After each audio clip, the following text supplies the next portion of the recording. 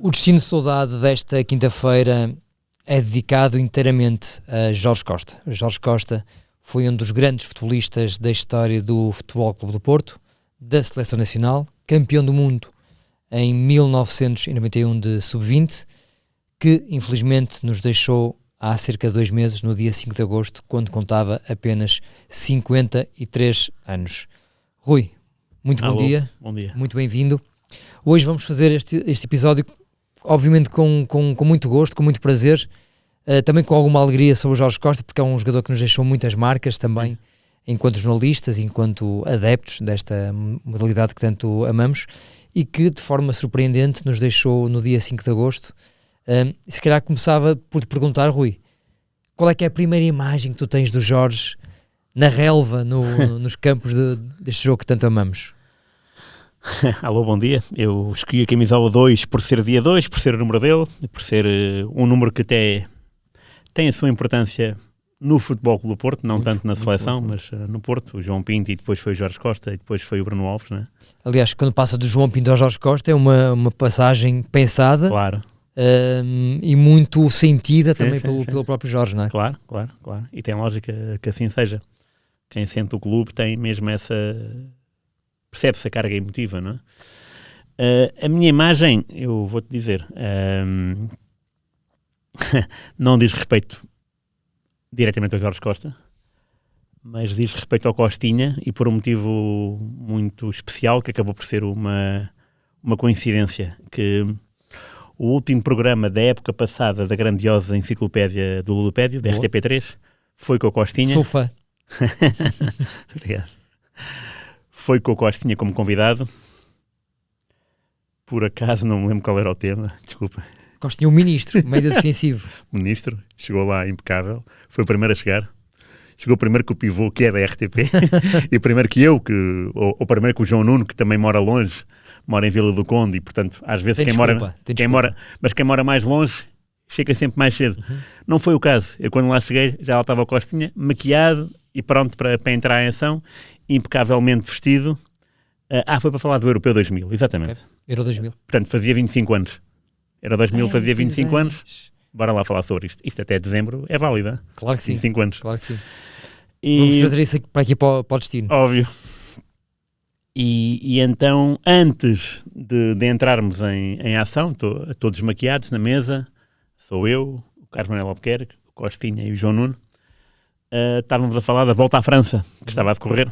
Até foi o Carlos e o Costinha, que já tinha, nessa altura já tinha para aí 10 histórias publicáveis e que não estávamos no ar, já estávamos... De repente conta mais uma que fiquei fascinado, porque não é história, é história, porque é uma coisa de balneário. Não era de balneário, era de quarto de hotel. E ele a falar do tour, e o Costinha, no meu primeiro estágio do Porto, o bicho agarrava o comando da televisão, tour. Ei. E eu tinha que levar com aquilo. Lindo. Eu, o Costinha, né? Lindo. Todos os dias. O Jorge adorava e o Costinha zero. E ele tinha que gramar aquilo a etapa inteira, e ele sabia tudo. O gajo, o 21, o 27, o 42, ele sabia toda a dinâmica. Muito giro. Portanto, primeira época de Costinha, que é 2001, 2002, ou 2001, Porto, não sei. 2002, 2003, não sei bem. Eu diria 2002, 2003, mas pronto. Estamos aqui a falar. Pronto. Vou aqui a um site, não sei se conheces, 00.pt, só confirmar. E essa foi a história. E estávamos, se não me engano, no dia 30 de julho. Portanto, 30 de julho. Sim, acho que sim. O dia 1 de agosto, já não me lembro. Eu acho que gravámos no último dia de agosto. E pronto, aquela história ficou-me na cabeça, não é? Passou o fim de semana, e depois no dia 5, que eu acho que foi uma terça-feira. Uma terça-feira, sim. Recordo-me perfeitamente. Pronto. Vi a notícia na SIC Notícias, e até tive que reler, porque assim de repente, última hora, até era uma pessoa que estava à frente de um hospital, parece-me, o hospital por trás, e a notícia era essa. E portanto, não é a primeira memória de Jorge Costa, mas é a última, e é aquela que é mais marcante, porque é uma história pessoal e sentimental, que é isso que vale.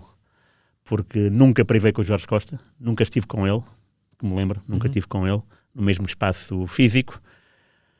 falei com ele uma vez por telefone a propósito do livro do Domingos, e a história até é caricata porque nos últimos dias do livro do Domingos era preciso fazer o 11. Aliás, eu pedi a tua ajuda. Os 10 jogadores com quem o Domingos mais jogou ao longo da carreira.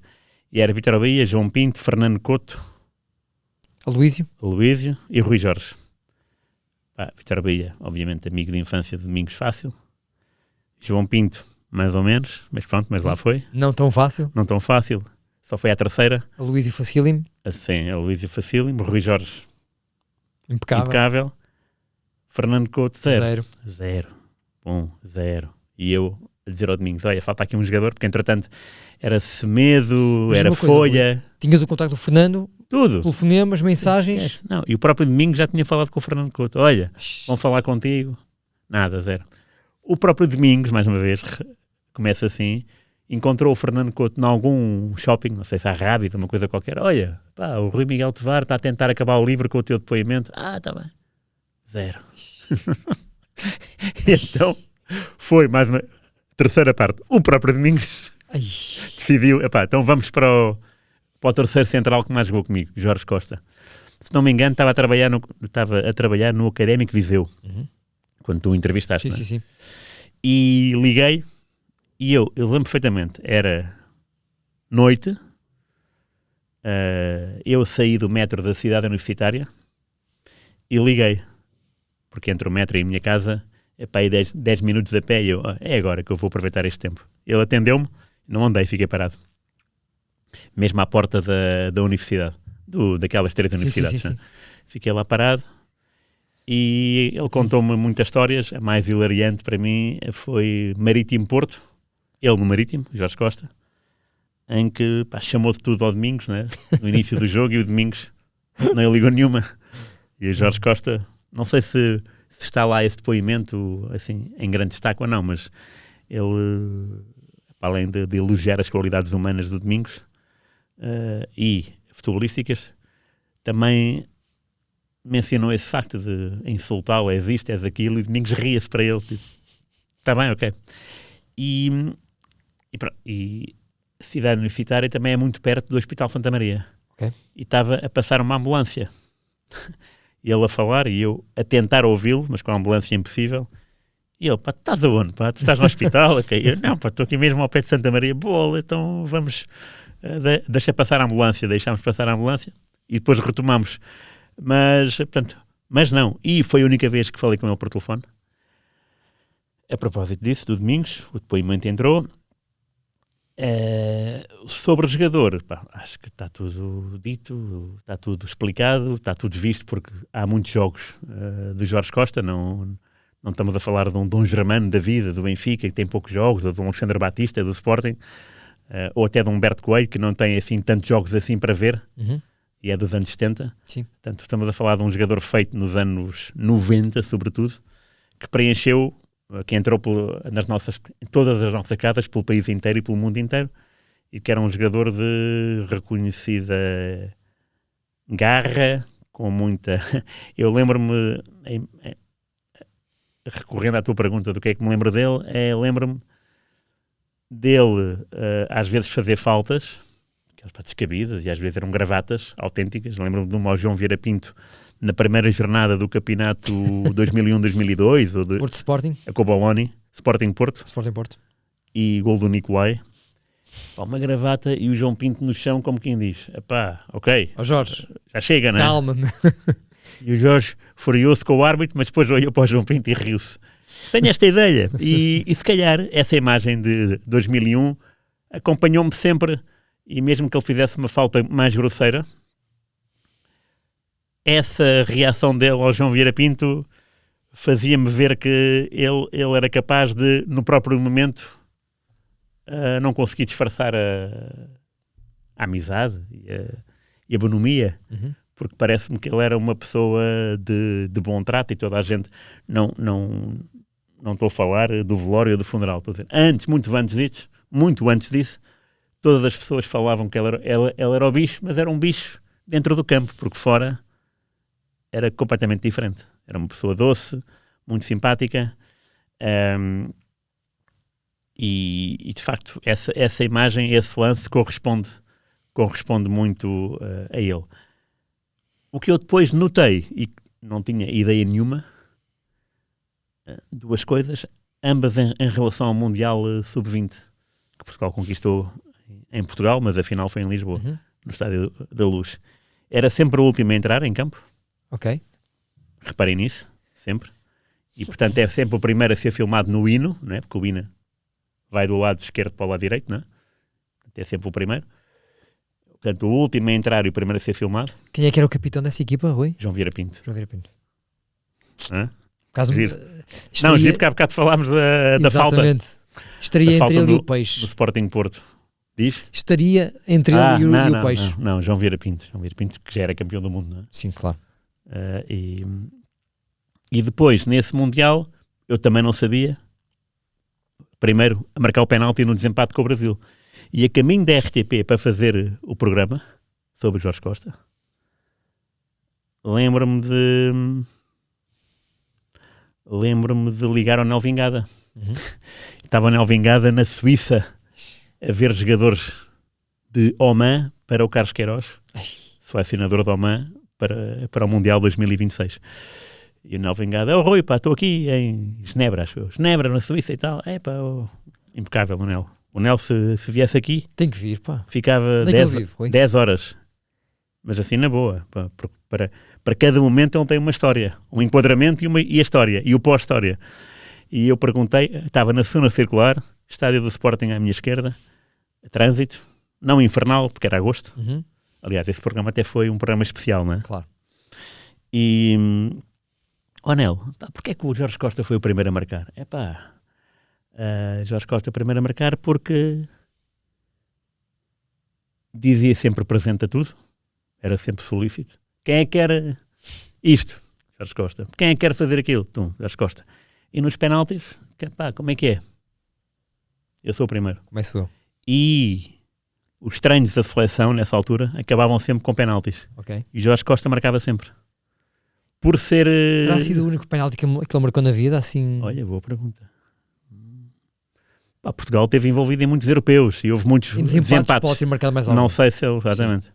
Mas era solícito e sabia marcar. O Nel Vingada disse, se reparares e fores ver o penalti, acho que é assim por alto. A bola vai assim... Sim, assim, média alta. Assim, vai bem metida. E depois até tenho a ideia que deu o exemplo do Pedro Emanuel. É outro número 2 do Porto? Não, Pedro Emanuel. Depois do Bruno Alves, não me recordo quem é que será a seguir, sinceramente. Do penalti com o 11 Caldas. Ok. Acho que o Nel Vingada falou disso. Era aquele jogador que era, é central. Não. Jorge Costa é central, mas pode jogar 2 horas, às 2h01, o comportamento dele é, não, isto é penalti, é para ali. Não é pessoa, não era jogador, já então, em 91, não era jogador para, e agora, estou nervoso, não. Era tipo, o estádio cheio, está bem, bora lá marcar. Final do Mundial, bora. Fantástico. E por isso foi a primeira opção, para começar da melhor maneira. Atenção, batedores oficiais de penaltis, Paulo Torres, marcou 2 nesse Mundial. Sim. E havia mais, né? Havia mais jogadores que sabiam bater penaltis. O próprio Rui Costa foi o último. Foi o último porque calhou, né? Porque o Brasil falhou 2, portanto acabou 4-2. Sim. Portugal falhou, marcou todos os penaltis. E o Jorge Costa foi o primeiro. Portanto, esta é a história sentimental que eu posso contar do Jorge Costa. Mais que isso, não assisti a nenhuma conferência de imprensa dele, nunca tive à beira dele em lado nenhum que me lembre. Nunca tive. Portanto, não tenho... olha, hoje faz anos o Aurélio Pereira. Fazia anos. 2 de outubro? Não, hoje dia 1. Vou ser sincero, né? Estamos a gravar no dia 1. Programa vai sair dia 2, sim. Vai sair amanhã. Portanto, ontem o Aurélio fazia anos. E pronto, acordei a pensar nele. Porque convivi com ele. Mas o Aurélio era uma pessoa que te era próxima. Mas é isso que eu estou a dizer. O Jorge Costa é-nos próximo porque era uma figura pública, claro, que acompanhamos na nossa infância, não, adolescência. Vá. Claro, mas é por isso que eu estou a dizer, porque às vezes, nós fizemos um programa especial do Aurélio e eu tinha 1001 histórias. Claro que sim. Aqui tenho esta que não é minha, é do Nel Vingada e é do Costinha. Mas achei espetacular que eu sabia lá que o Jorge Costa gostava do Tour. Quem me dera. agora falar com ele sobre isso, não é? Claro que Porque eu também vi o tour e olha lá, o que é que tu achaste do ano passado e deste ano? Claro que sim. E ao que parece, ele estava fisicamente, parecia uma caneta bico, não é? Porque também fazia ciclismo, acho eu. Acho que agarrava na bicicleta, portanto gostava de ciclismo. E é bom quando nós conhecemos, ou por nossa interação, ou porque alguém nos conta, e o Costinha é uma pessoa responsável e lidou com esse dia-a-dia do Porto, é bom ouvir as pessoas contar esta história, destes pormenores. Claro que é. O capitão do Porto gostava de ver o Tour. Eu acho fascinante. Maravilha. Eu também gosto de ver o Tour, mas aprendi a gostar de ver o Tour. Primeiro com o meu pai e depois, muitos anos depois, com um grande amigo meu que é o João Francisco, que me diz, pá, tens que ver a etapa da manhã, que é a etapa rainha, e depois da manhã não é rainha, mas é princesa. Bora ver isso. E o meu pai também era assim, e por isso O teu é pai bom... gostava do tour também, de ciclismo? O meu pai, Adorava. o meu pai era o... Aquelas 3 semanas era para ele, é como se fosse um mundial de futebol, e eu ficava, pai, porque anda seca, meu, não é? Não, pá, anda cá, vê comigo. Às vezes via, mas trabalhava no Record, portanto Sim. não dava para estar a ver a etapa toda porque ia trabalhar. Mas se estivesse de folga, ele insistia para estar com ele ali ao lado. É como se fosse um jogo de futebol, mas o Tour são etapas de 5, 6 horas. E é muito... eu acho que quanto mais conhecermos os gostos e as disciplinas dos jogadores, a multidisciplinaridade, melhor é. Claro que sim. Porque ficamos a admirar ainda mais. Olha, gosta de boxe. Ok, eu não gosto de boxe, mas se ele gosta, engraçado. Gosta de esgrima. Nunca fui à bola com esgrima, mas se jogador X, ou ex-jogador X, internacional português, 78 internalizações, gosta de esgrima, acho piada, não é? Porque não me cabia na cabeça. E quando o Costinha disse aquilo, fiquei a olhar para ele, de boca aberta, nem sequer reagi. E ele dizia mesmo, pá, o bicho era, o comando é meu e é Tour. E ele ficava com o comando, pá, e ninguém tira. E pronto, e o Costinha tinha que lidar com aquilo. E achei uma história fascinante. E é o que eu digo, e quem me dera agora aprofundar conhecimento com quem de direito sobre os heróis dele. Claro que sim. Quem é que ele gostaria? Ser o Pantani, o Greg LeMond, o Bernard Hinault, Claudio Chiappucci. Pronto, e perguntar sobre os nossos portugueses, né? O que é que ele achava. Claro. Porque essas pessoas, quando têm um gosto sobre, adquirem conhecimento. E é bonito ouvi-las, porque depois também sabem mais do que nós. Naturalmente. Por interpostas pessoas. Não, pá, porque eu conheço o treinador dele e é assim, essa. Pá, do Costinha, pá, ele contou histórias do Mónaco deliciosas, do Henry, do Barthez, porque lidou com eles. Eu perguntei, ainda antes de irmos para o ar, Costinha, o que é feito dos... Pá, já nem me lembro.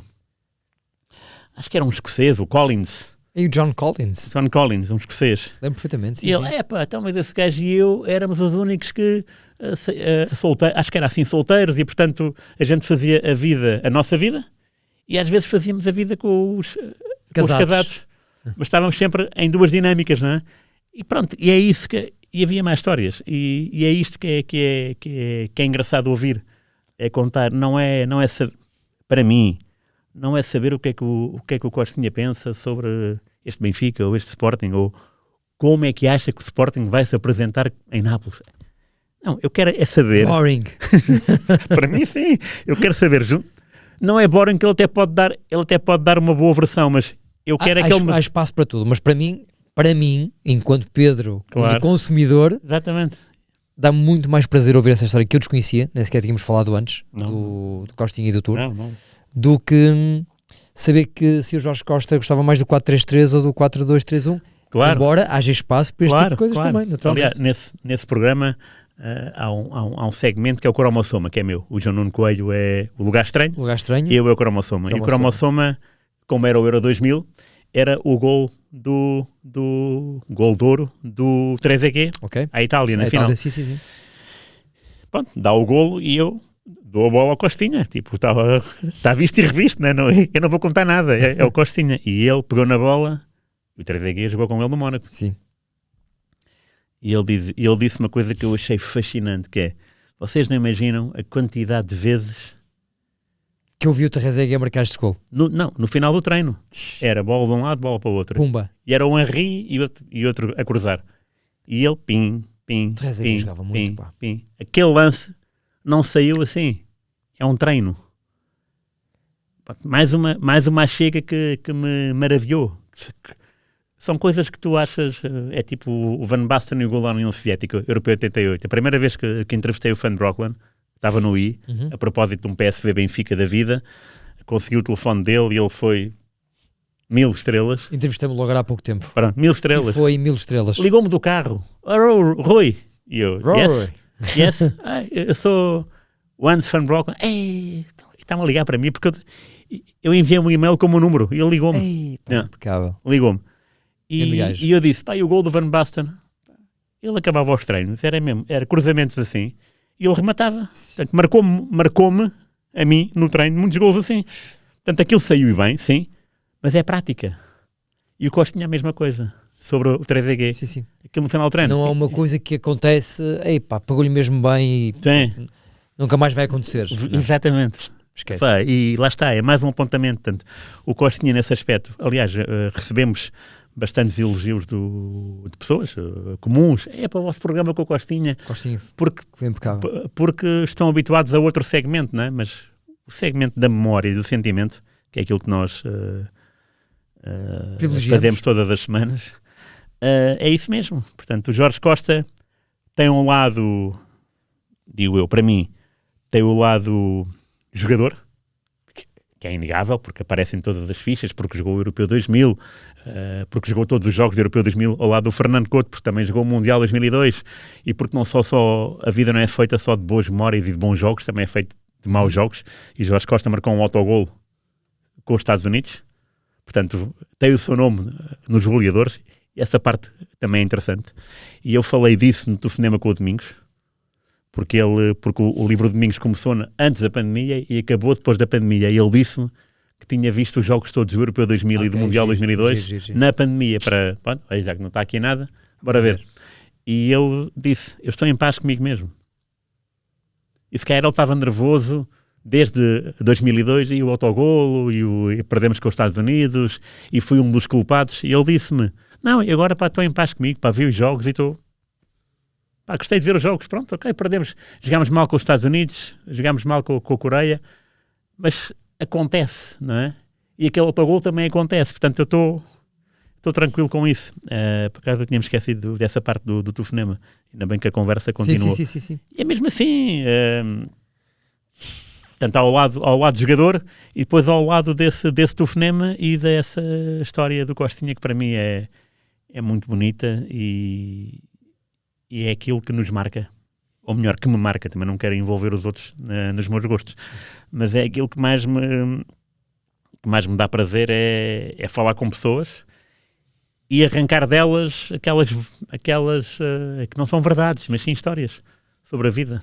Isso para mim é uma história, o doutor é maravilhoso. E já agora, porque não saber se ele também gostava do Giro ou da Vuelta ou era só Tour? E porquê é que isso começou? Em que época? Não é? Há uma série de perguntas que eu adorava colocar-lhe. Claro. E pronto, e agora passo-te a bola para saber o que é para ti os... calma! E há outra história. Aliás, que depois disso, eu estavas de férias e incomodei-te. Então não é que na minha cabeça... essa história é maravilhosa. Pá. Vamos fazer o programa de Jorge Costa. Tem que ser, RTP3, bora lá. A minha primeira memória de Jorge Costa é Penafiel 2, Sporting 5, no ano do Marinho Pérez, 11 vitórias seguidas, que o Sporting chega à meia-final da Taça UEFA, com o Inter, 90-91, e eu lembro-me tão bem dessa epopeia, segunda jornada, se não me engano, ou não sei, ou quarta, ou terceira, Sporting, Penafiel 2, Sporting 5. Ouvi o relato na rádio, tenho a certeza disso, e 1-0 Jorge Costa. E eu andei 91, 2001, 2011, 2021, 2025. Não sei quantos, 34 anos a achar que era o Jorge Costa, o central, tinha sido emprestado pelo Porto a marcar ao Sporting. E pronto, e ficou-me na cabeça, este gajo marcou ao Sporting. Não, afinal havia 2 Jorge Costas nesse Penafiel, um era angolano e quem marcou foi um angolano. E é o pivô da RTP, o Carlos Manuel Albuquerque, na véspera do programa, Rui, tens a certeza que é o nosso Jorge Costa? ele mostra-me os frames. Mas pronto, uma fotografia do frame num jogo dos anos 90 Sim. é manhoso, não é? Muito manhoso. Só o frame já é manhoso, a foto do frame. E eu, não, pá, isto não é Jorge Costa, não pode ser. Então fui ver. Não há ficha, porque essa eu sabia que estava lá o Jorge Costa português. Mas fui ver ao plantel. E eu, não me digas que havia Jorge Costa 1 e Jorge Costa 2. Pumba. Havia Jorge Costa 1 e Jorge Costa 2. Angolano. E aí liguei-te a dizer, está. olha, atenção, 0-0, retifiquem isto. Fui eu que alterei. Pronto. Esta história é maravilhosa porque é 34 anos depois. Jorge Costa 1 e Jorge Costa 2. Sendo que o nosso Jorge Costa seria o 2, acho que era o 2, era o mais novo e era o mais novinho. recente na equipa, sim. Pá, maravilhoso. E graças a isso Imagina o que é que era começar uma entrevista com o Jorge Costa. Então, marcou um gol ao Sporting. Não, amigo, não fui eu. Jorge Costa, sim senhor. Rui, tive o privilégio de conhecer pessoalmente o Jorge Costa. Uhum. Posso começar por aí. Ainda bem. Em dezembro de 2023 ou 22. Isto passa a correr. Em Viseu. Exatamente, claro. Portanto, Viseu, um dia passado com o Jorge Costa. Almoçaram e tudo, não foi? Almoçamos e tudo. Portanto, primeira parte da entrevista nas bancadas do Fontelo. Exatamente. Segunda parte da entrevista que se prolongou pela noite adentro. Foi. Num restaurante Cantinho do Tito, em Viseu. Muito bem. Portanto, o inverno, portanto, o sol a desaparecer e nós ainda ali à mesa a falarmos. E vale a pena dizer que nessa mesa estava também os dois adjuntos de Jorge Costa. Sim, lembro-me disso. Com quem me dou muito bem até hoje. O Marco Leite, que além de adjunto de Jorge Costa seria, se não o melhor amigo, um dos melhores amigos de Jorge Costa. Uma pessoa que sentiu muito claramente esta perda. E o Diogo Almeida, que está agora a trabalhar no Futebol Clube Porto e que também esteve connosco lá e é uma pessoa simpaticíssima e muito ligada também a Jorge Costa. Portanto, foi uma manhã e um dia espetaculares em Viseu, e de facto eu consegui confirmar naquelas largas horas que estivemos juntos que o Jorge Costa era de facto um cavalheiro, mas um cavalheiro sensível, simpático, divertido, empático, com uma capacidade muito gira de contar histórias. Há uma história que ele conta, que eu escrevo na entrevista, mas não há problema nenhum contar porque está escrita na entrevista, em que ele conta, já na fase final da entrevista, estávamos já bastante descontraídos, em que o Marco Leite diz: ó Jorge, e quando tu estiveste para morrer no Gabão? Sim. E o Jorge Costa, pá, nem me lembrava dessa. Então o que é que se passou? O Jorge Costa foi fazer mergulho acho que era numa ilha na costa do Gabão, pá, não quero, portanto, mais ou menos isso. E o Jorge é picado por uma raia. Ele estava lá com a esposa, com a companheira na altura, é picado por uma raia e começa a sentir o veneno da raia a tomar conta da corrente sanguínea. E aquilo é tão grave que o Jorge Costa é transportado de urgência para o Hospital Libreville e estava tão mal que foi transportado de urgência para Paris. Ele conta isso tudo. Ele foi para Paris. Não quero agora inventar, teria que ler essa parte, mas não ficou em coma, ficou num estado delicado. E depois recupera em Paris durante alguns dias, talvez uma semana, um susto enorme. Que ele disse, pá, nunca tinha contado isto a ninguém, de facto. Imagino. E o Marco Leite, que não estava na altura presente, mas foi ter com ele ao hospital, lembra-se, Jorge, lembras-te quando tu tiveste... Pá. Agora sorrimos a recordar isto, naturalmente, claro. Até pela leveza com que ele contou a história, não é? Pá, eu sentia picadela e de repente já não sentia nada. Pá, pronto. Foi uma das partes da conversa que de facto saiu um bocadinho da caixa. Houve muito on e houve muito off nesse dia. Notei uma coisa, claramente, e agora posso dizê-lo, posso revelá-lo. Ele estava muito desgostoso com a forma como tinha saído do Futebol Clube Porto. Notava-se claramente isso, que era uma questão que ele tinha para resolver. E ainda bem que resolveu. Ainda bem que depois de ter saído do Porto em 2006 com o Quadriense, portanto quase 20 anos depois, o André Vilas Boas chamou-o de volta à casa e o Jorge estava feliz, estava entusiasmado. Agora sei isto também a posteriori, com esta nova temporada que o Porto estava a desenhar. Sim. E merecia ter visto uma temporada de sucesso, porque a anterior foi má, foi fraca. Imagino que ele tenha sentido também bastante esse desgosto desportivo. Sim, eu por acaso durante a época pensei nisso, né? Como é que um homem do Porto, porque ele é do Porto, como é que se sente a ver isto para trás, a ver isto andar para trás? Esta caricatura, não é? De equipa.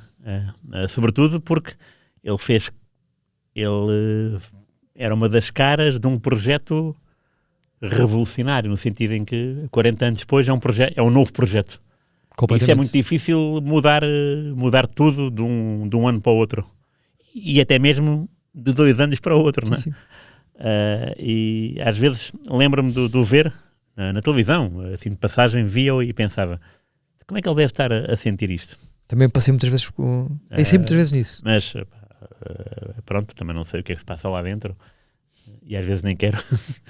Estou melhor não assim. saber. Sim, gosto mais das histórias entre os jogadores e as picardias e as coisas bonitas e os almoços e os jantares e as boleias. Acho que não há problema em confidenciar isto também agora.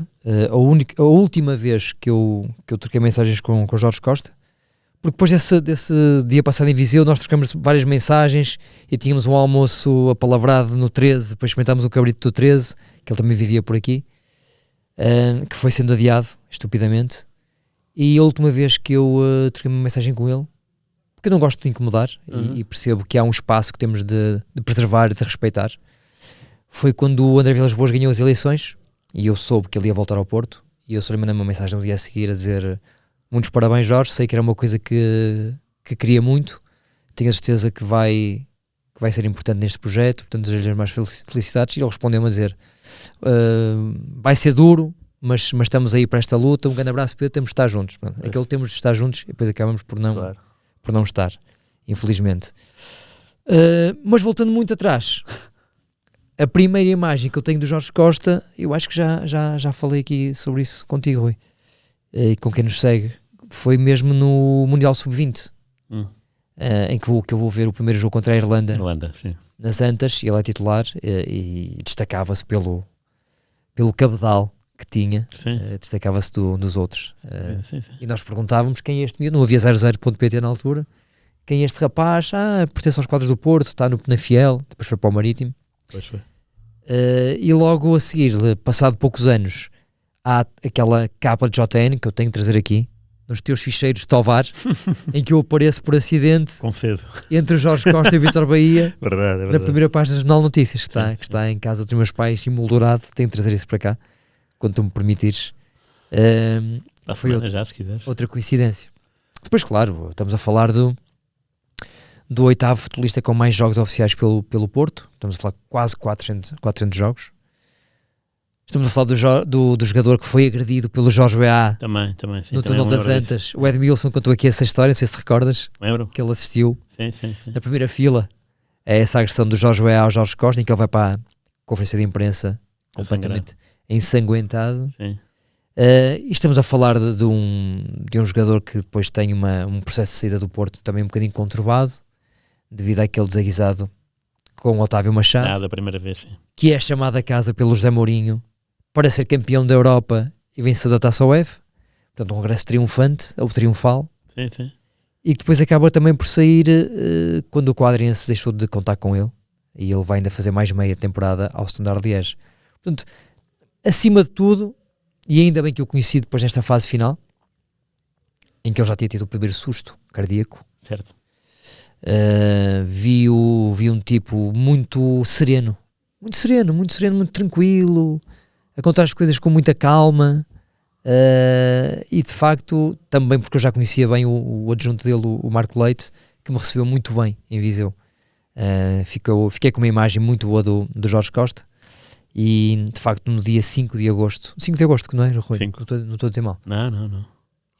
Já agora, para recordar também esse dia triste, eu estava em casa a almoçar com a Catarina, tinha vindo trabalhar de manhã, fui almoçar a casa e recebo uma mensagem do Miguel Amaral, nosso editor aqui no 00, a dizer: Pedro, estão a dizer que o Jorge Costa se sentiu mal no Olival e foi levado para o hospital. Eu mal vi aquilo, fiquei logo... E a minha reação foi tentar falar com o Pedro Maia, que é assessor de imprensa do Porto, que trabalhou aqui connosco durante muito tempo, portanto, nosso bom amigo, para perguntar o que se passava, e o Pedro não atendeu. Pronto. E quando o Pedro não atendeu, ui, não é bom sinal. Uhum. E a verdade é que eu estou a vir já a correr para o 0-0 e é a própria Catarina, a minha mulher, que me liga a dizer que na televisão já estavam a dizer que ele tinha falecido. Uhum. Fiquei em choque. Sim. Fiquei em choque, Rui, mas o que eu pensei logo, sinceramente, foi isto. Epá, isto foi no Olival. Toda a gente terá assistido a isto. Como é que aquela malta que trabalha com o Jorge todos os dias reagiu e reagirá a isto nos próximos dias? Deve ser uma pancada, Claro. Sim. fortíssima, não é? Verdade. Um homem gigante, um homem que está no Museu do Porto por direito próprio, Sim, é verdade. que deixou uma marca também muito importante ao serviço de Portugal, nos sub-20 e nos séniores, Claro. Sim. e um defesa central durinho, mauzinho de vez em quando. Que levantou a Taça UEFA e a Liga dos Campeões como capitão. Exatamente. Não é fazer parte é levantar. Exatamente. Está lá. E um homem que, eu disse isto na altura, nós fizemos aqui uma reportagem, um tema do dia, e na altura tive o azar ou a sorte, não sei, de fazer os temas do dia sobre o Diogo Jota e o Jorge Costa. E depois estive na SIC ainda algumas horas a falar sobre o Jorge Costa, portanto na altura senti que estava a repetir-me, mas também senti ao mesmo tempo que tinha que passar a mensagem justa e verdadeira daquilo Sim. que vi no Jorge Costa. Claro. E que era de facto aquele olhar azul, até os olhos eram azuis, Sim. com uma bondade fora do vulgar, e um homem que estava de bem com a vida depois de um susto que tinha tido na saúde. Sim. 2, mais o do Gabão. Mas o do Gabão, da raia, Exatamente. deu raia. Deu raia. Não, o Jorge era uma pessoa que também percebi, além do tour, gostava também muito de comer bem, de conhecer os restaurantes típicos de cada um dos lugares. Eu, quando disse que se comia um cabrito maravilhoso no 13, ali na Foz, onde já te levei, Exatamente. ele ficou muito curioso. Ei, pá, nunca fui lá, tenho que ir.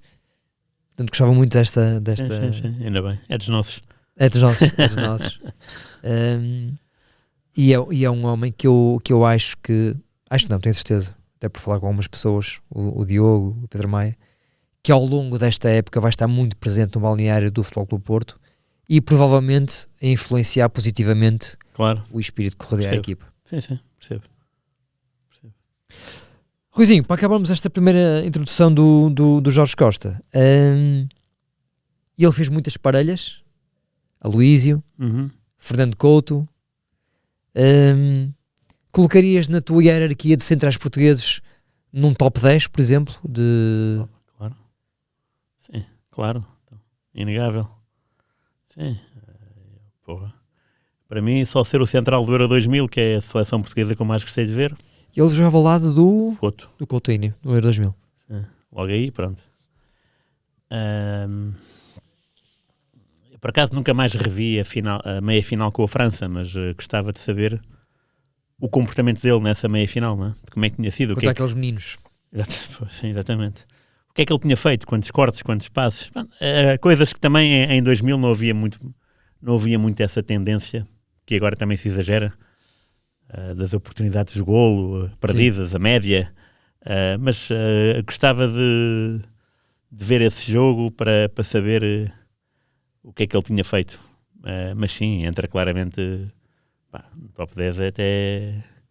é um insulto, né? Acho que até no top 5 entra na boa. Está a falar dos centrais portugueses que eu vi, claro. Não houve assim muitos. Por acaso, a dupla que eu mais gostei durou muito pouco, que é o Europeu 2004, é o Jorge Andrade e o Ricardo Carvalho. Sim. Mas se calhar eram jogadores parecidos. E o Couto e o Jorge Costa também o eram de outra maneira, não é? Mas sim, entra claramente. Gostava muito das coisas quando ele se zangava com o árbitro. Ele tinha piada. As caras que ele fazia. Tinha piada.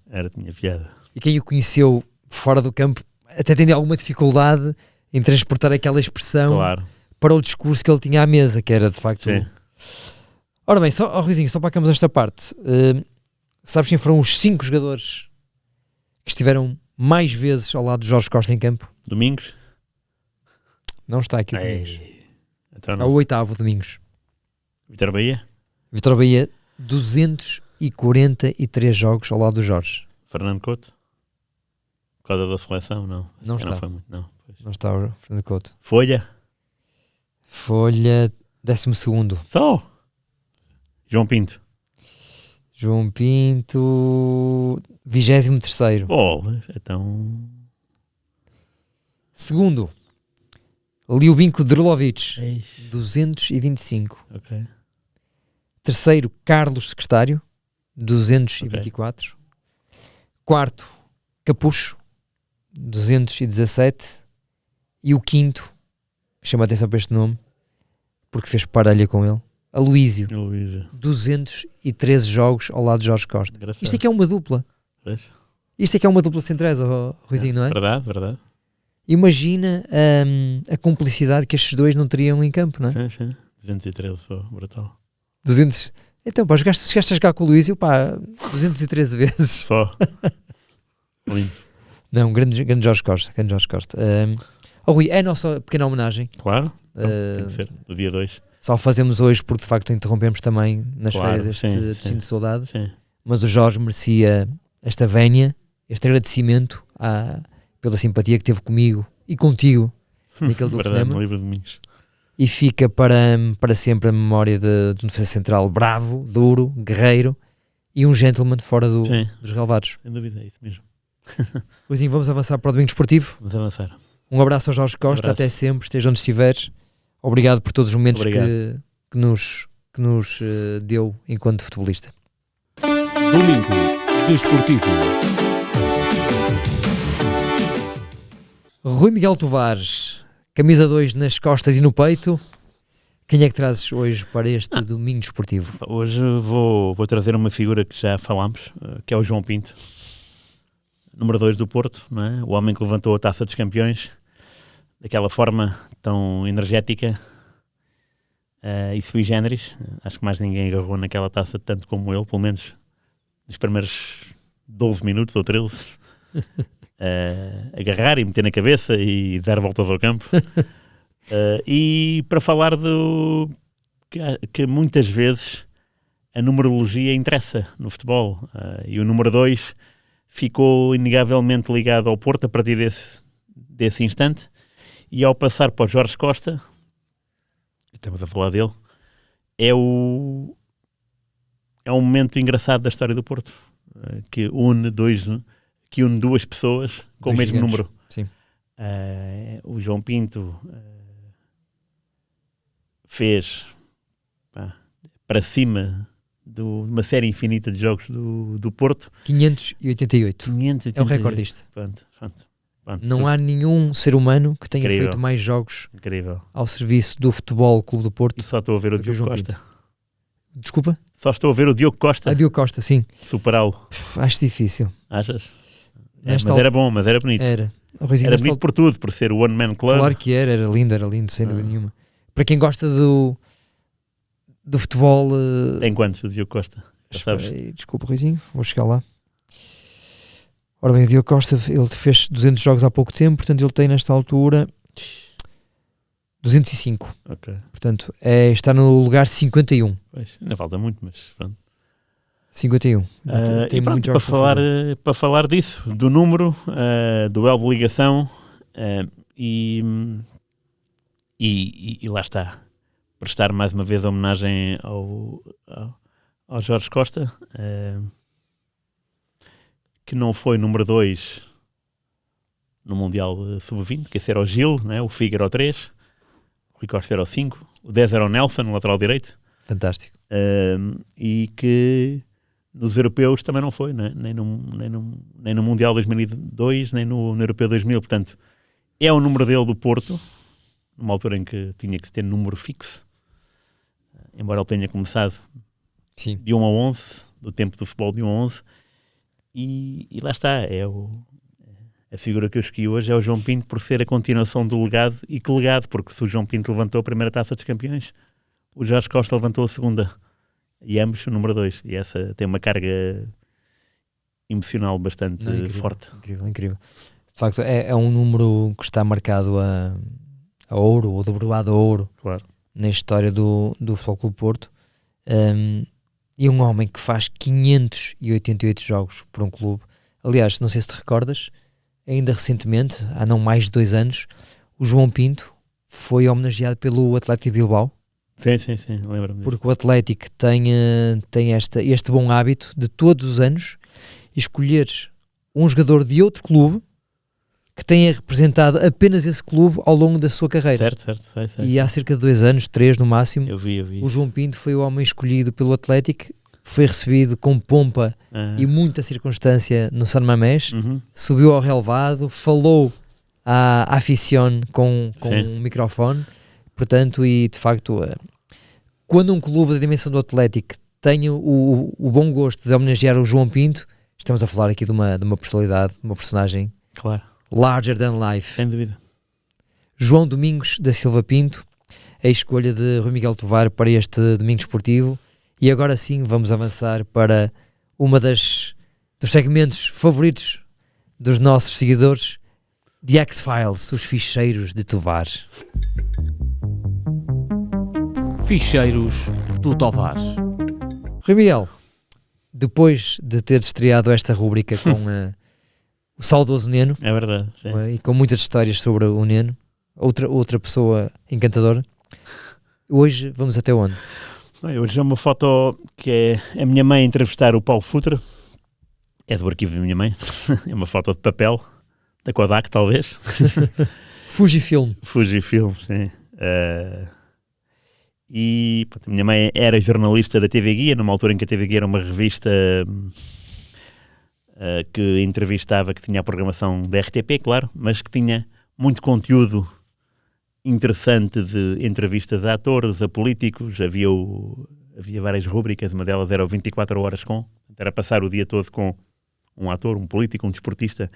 A minha mãe entrevistou muitos jogadores, Magnussen, o Eriksson, por acaso agora disse dos suecos, o Carlos Queiroz, o Carlos Queiroz, mais do que uma vez. Portanto, havia essa qualquer pessoa podia fazer isso.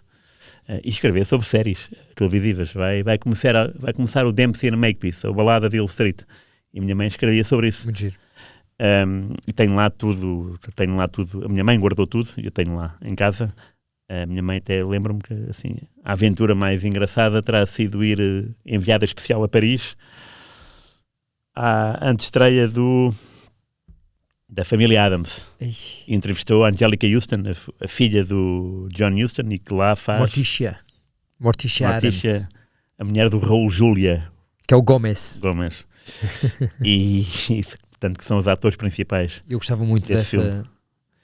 E a minha mãe também entrevistou o Futre, e essa foto é deliciosa porque, obviamente, mete para a minha mãe o Futre. E é um instantâneo bonito, e o Futre, de vez em quando nos cruzávamos, calhava sempre a perguntar pela minha mãe. E, portanto, através dessa ligação das entrevistas. Então, quando tu me propuseste os ficheiros de Tovar no início da época, até foi das primeiras coisas que pensei foi, tenho que levar isto um dia. Claro. E pronto, e é já no segundo dia.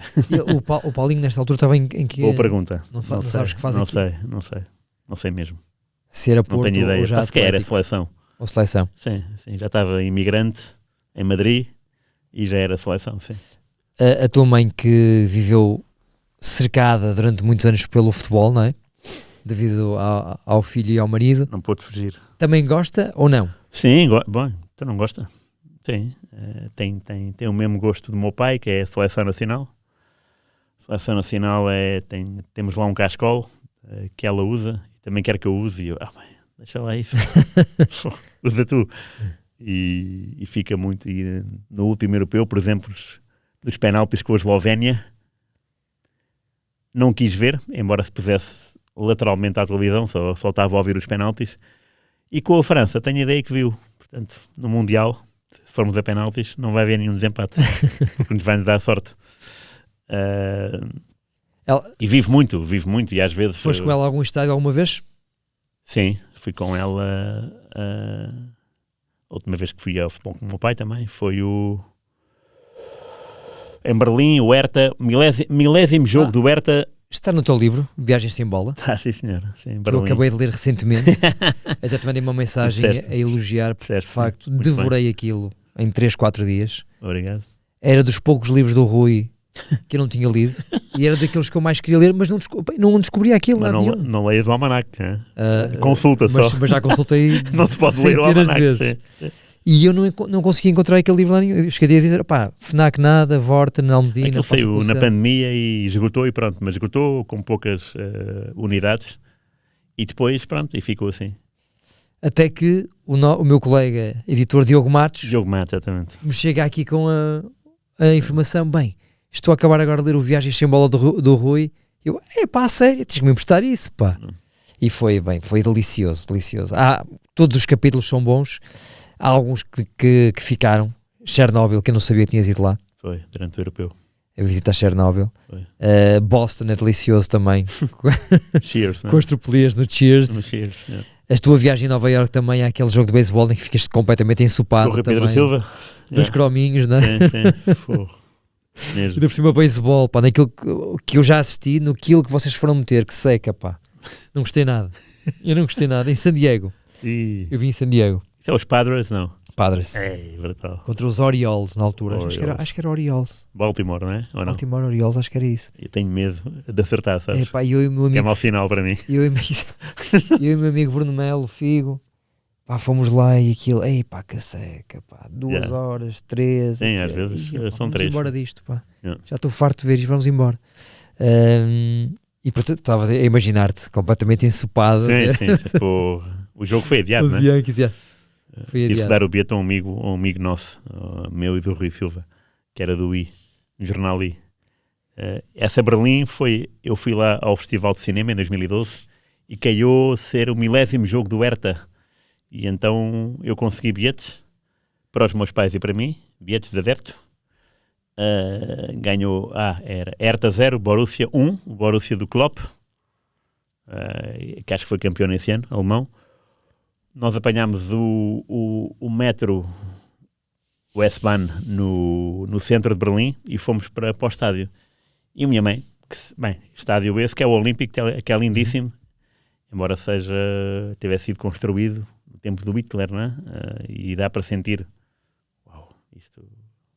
Tiveram aqui estas pessoas a ver os Jogos Olímpicos em 36 e houve aqui várias manifestações, não é?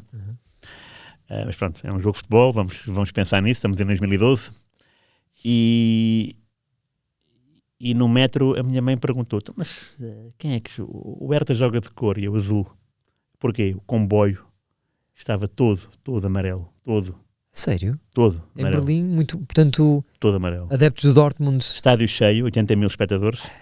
E o muro, que muita gente fala do Westfalen Estádio, que já não é Westfalen, é Signal... Acho que é Signal Iduna Park. E a gente vê o paradão amarelo em Berlim. E é a imagem que mais me... Eu nem me lembro do autor do gol, sei que foi 0-1. Foi na nossa baliza. E foi um jogo a que vimos os três juntos, tanto a última vez para que fui ao futebol. Às vezes lanço o desafio para ela ir comigo e com a Ema ao Belenenses, mas às vezes ela prefere ficar em casa a trabalhar, porque sem a neta em casa é mais fácil.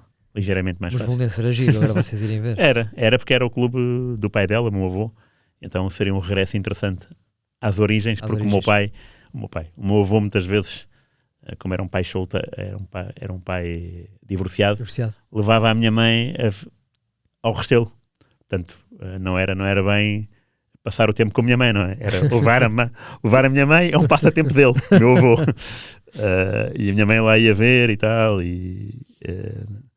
não sei de que tempo é que era, mas pá, aí devia ser anos 60. Minha mãe nasceu em 58, portanto, aliás, nasceu em 56, portanto, se calhar apanhou, não sei se apanhou, não, Matateu não, mas apanhou e jogadores, viu lá grandes belenenses. Vicente. Pois, sim, é capaz de ter visto. E, portanto, sim, à pergunta, sim, foi ver o Hertha 0, Borussia 1, em Berlim, em 2012, em fevereiro. Um beijinho para a Dona Maria João. Muito obrigado. Um beijinho para a Ema. Vou dar. Um beijinho para a Ema. Também vou dar. Tens por isto a dar em tua casa. Depois na altura. Sim. De facto, nunca tive o prazer de estar com a tua mãe pessoalmente, mas espero que isso venha a acontecer.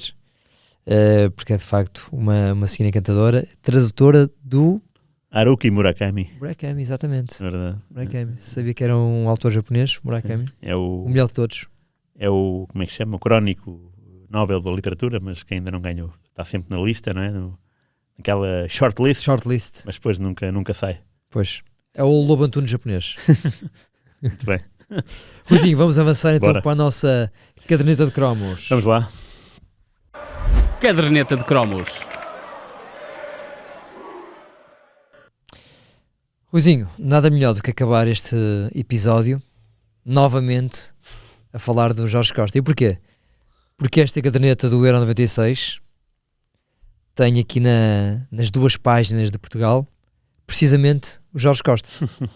Eu acho que conseguem ver aqui ao lado do Hélder, entre o Hélder e o Paulinho Santos, Jorge Paulo Costa Almeida, na altura com 24 anos, tinha 13 jogos pela seleção nesta altura. O Jorge teve a sorte de entrar na caderneta do Euro 96, mas teve o azar de não ser chamado Sim. pelo António Oliveira. Sim. Eu tenho a ideia que foi chamado para os 30, mas depois não foi selecionado. Foi cortado. Tal como o Futre, por exemplo. E outros jogadores, claro. Eu até me lembro eu passei há pouco tempo por essas páginas e a reportagem fixou-se muito no Futre e noutro jogador que também era assim, que não ia por espanto. O Dani também tinha sido, por exemplo, também tinha jogado, também tinha feito uns jogos em 95 e jogava no West Ham, se não me engano, e também poderia ir, não foi. A dupla foi Fernando Couto Hélder, desse europeu. Também havia Tavares, também havia Paulo Sousa, não é?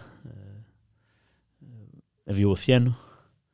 Portanto, estou a falar de jogadores assim, do Paulo meio, Madeira. não é?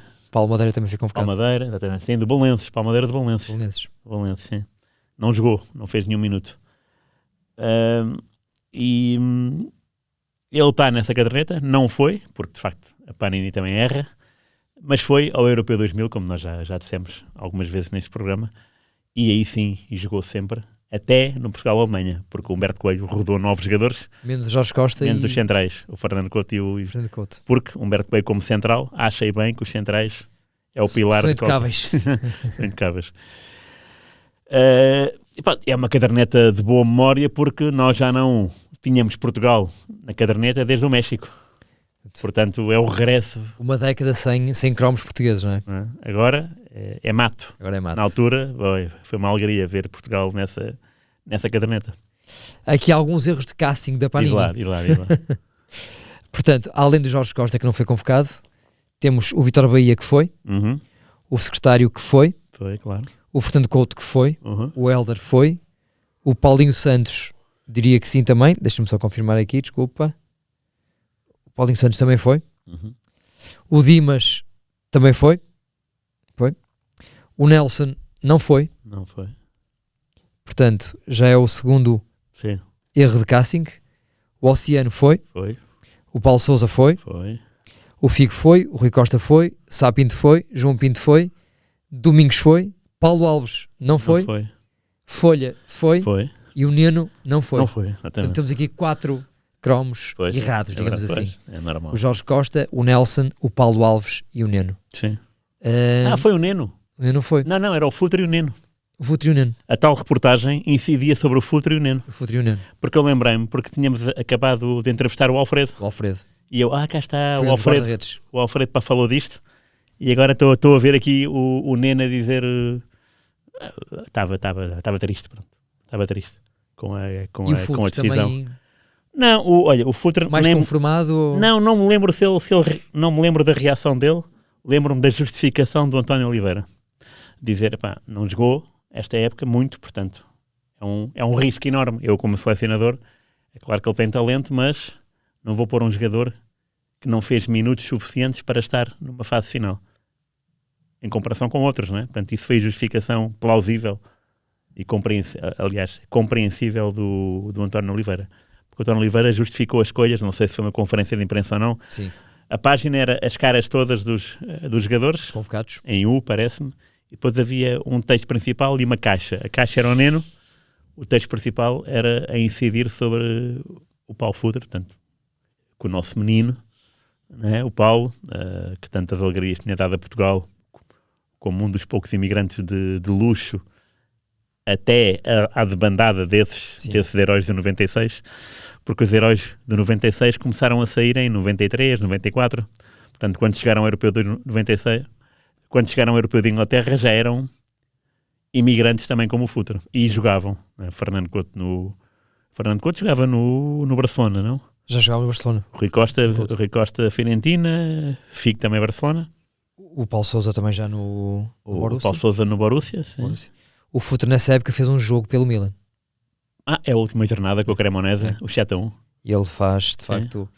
E há uma parte, vê lá que... Não, dá para ver? Se é 7-1 a Cremonese? Dá sim, senhor, para ver. Eu acho que ele sai ao intervalo para entrar o Roberto Baggio, que é a melhor substituição de sempre, só. Sai Futre. Entra Baggio. E se fosse o contrário também seria genial. Ora bem. Vê lá se é ou não. Desculpa que eu estou aqui na parte da Reggiana. Reggiana, não. Milan. É a última jornada. Portanto, ele é campeão nesse jogo, o Futre. Um jogo 79 minutos. 79, ok. 7-1 à Cremonese. 7-1, sim. E com golos de Boban, 2 de Paulo Di Canio, Panucci, Albertini, UEA e um autogolo de Luigi Gualco. Ao minuto 79 sai Paulo Futre e entra Roberto Baggio. E portanto, claro, um jogo não dá, ou melhor, 79 minutos, não é? No dia 12 de maio. Este Milan de final de estação com Rossi, Panucci, Costa Curta, Filippo Galli, Tassotti, Albertini, Boban, Eranio, Futre, Di Canio e UEA. Entraram o Francesco Coco, Tomás Locatelli e o Roberto Baggio. Paulo Futre. Um joguinho. Não foi esse europeu. De facto. Se calhar trabalhou para jogar a última jornada mas... É o único jogo que ele faz pelo Milan, de facto. É o único, sim. Oficial é. Um jogo oficial. Ele na pré-época até fez muitos. Paulinho Futre. Ruizinho, estamos com 1h e pouco de Destino de Saudade. Ficamos por aqui. O Jorge Costa mereceria muito mais, mas é a homenagem sentida, claro, ao Jorge. Começamos com memórias, acabamos com o Paulo Jorge. Com o Paulo Jorge. Acabamos com esta caderneta do Euro 96, onde aparece o Jorge Costa, por erro, da Panini. Mas de facto foi excelente esta viagem até à carreira e à vida do Jorge Costa. Muito bem. Para a semana estamos cá? Bora, vamos a isso. Meus amigos, um grande abraço. Até à próxima quinta-feira, a partir das 9 horas, já sabem, 00.pt, Spotify, YouTube. Podem ver o nosso Destino Saudade, sempre com o Rui Miguel Tovar.